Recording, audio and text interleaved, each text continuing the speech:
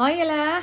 So ek wil nou net, moenie kyk hoe lyk dit hier nie, dis ander families so goed wat hier so in my huis is.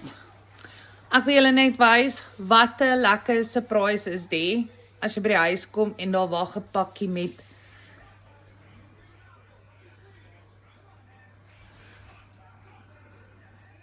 weet nou nie of julle kan sien nie, maar rooiwit biltong en droewors en beskuit, lekker Suid-Afrikaanse styl en boerewors.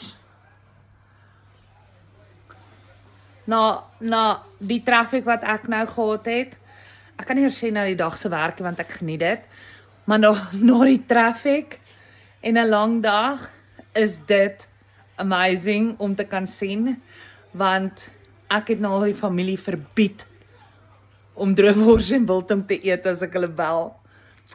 Dog net ek wys julle, ek gaan binnekort met Nicole 'n collab doen, hoor?